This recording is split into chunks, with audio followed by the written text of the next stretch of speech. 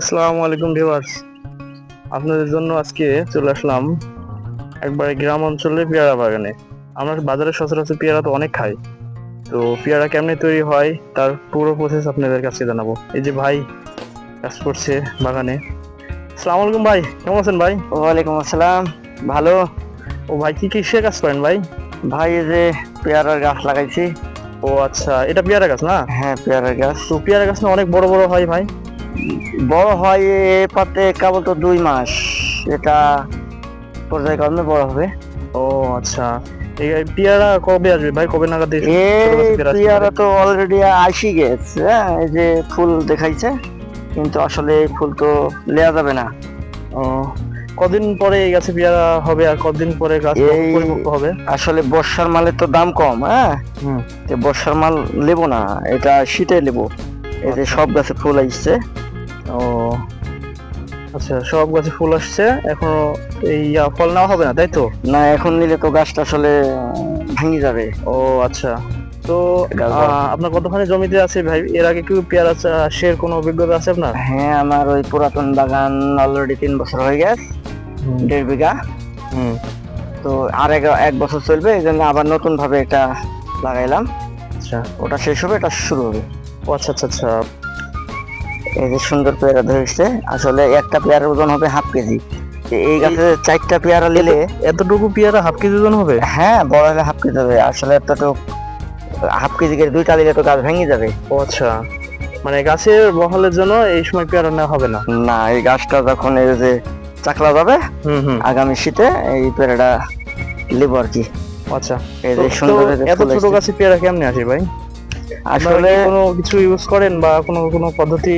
না, আসলে এই যে দেখাই, হুম। এটা হলো বিচির গাছ। হুম। এই বিচির গাছে বড় গাছের ডগালে এসে টেপ বাঁধা হয়েছে।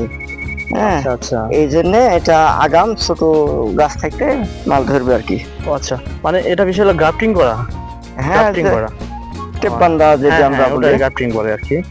তো এখানে মোটামুটি কতখানি বাগান আছে ভাই আপনার? এটা আমার এই যে প্রথম লাইনে 15 কাঠা। 15 কাঠা। আর আর আগের বাগান বললেন ওটা কতখানি? ওটা 1.5 বিঘা। 1.5 বিঘা। তো 1.5 বিঘা, 1 বিঘা প্রতি খরচ কেমন কি, এর খরচ বিষয়ে একটু বলেন তাহলে আমাদের নতুন উদ্যোক্তারা। আসলে 1 বিঘাতে পেয়ারা পাওয়া পর্যন্ত 1 লক্ষ টাকা খরচ হবে। 1 লক্ষ টাকা? হ্যাঁ, আর 1 বছর এতে কোনো পেয়ারা নেওয়া যাবে না। 1 বছর পর এই পেয়ারা নেবো আমরা। মানে 1 বছর খালি খাওয়াইতে হয়? হ্যাঁ, খাওয়াইতে মানে? যাবতীয় খরচা করতে হবে। ও আচ্ছা আচ্ছা, তারপরে আসলে 1 বছর পেয়ারা পরে? লিলে তো ভাঙ্গি যাবে, এই গাছটা নিতে পারবে না। এই জন্য 1 বছর বড় করি, তারপর পেয়ারা নেবো। কতদিন পরে পরে পেয়ারা আসে? আর এই যে লাগানি 3 মাস, নিলে তো আসলে চলে আসছে। এই যে মানে আপনার আর 1 মাস পরে আর কি? হ্যাঁ। আচ্ছা। আর আর এই যে- আসেন দেখেন আসলে ফুল কিভাবে আসছে। আসলে এই যে ফুল, ও আচ্ছা, এই যে এখানে ফুল অলরেডি চলে। ফুল জালি সবই চলে হ্যাঁ, আসছে। এই যে ফুল চলে আসছে। আসলে এগুলা নিলে তো গাছ ভেঙে যাবে, ও, ওই জন্য লিয়া যাবে না। এবারে ছিঁড়ে ফেলবো। মানে এবারে সবগুলো নষ্ট করে দিবেন, এরপরে যে চালান আসবে হ্যাঁ ওই হ্যাঁ, চালান ওই নেবেন? চালান দিব। ও আচ্ছা আচ্ছা। তো 1 লাখ টাকা তো খরচের কথা শুনলাম, এরপরে লাভ কি হয়? কত বছর থাকে এই গাছ? এই গাছ থাকবে সাধারণত 3 বছর 4 বছর। 4 বছর ফলন দিবে? হ্যাঁ, 1 বছরে 1 লাখ টাকা খরচ করলে তারপরে আর কোনো খরচ নাই? না, শুধু খরচ আছে খাবেন আর সার খাওয়াবেন? বিষ যা। হ্যাঁ এত বুঝছি, খরচ খাবেন না। আর খাওয়াবেন তাই তো? হ্যাঁ হ্যাঁ। ও আচ্ছা, সব খাবার দাবার খাওয়ার পরে, খাওয়ানোর পরে কি লাভ কেমন থাকে? আসলে দামের উপর বেসিস করবে। দাম ভালো হলে টাকা অনেক হবে, আর দাম যদি এই যে আগামী বর্ষার মাল 600-700 এমন যাবে। ও তাহলে তো আচ্ছা, মানে সিজনের উপর বেসিস হ্যাঁ, করে আর কি? শীতের মালটা আসলে দাম ভালো হয়, মিষ্টি হয়।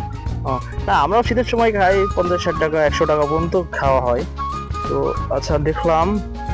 আর লাভ 4 বছরের এত বড় একটা প্রজেক্টের পরে লাভ কি থাকে? 10 লাখ টাকা লাভ থাকে?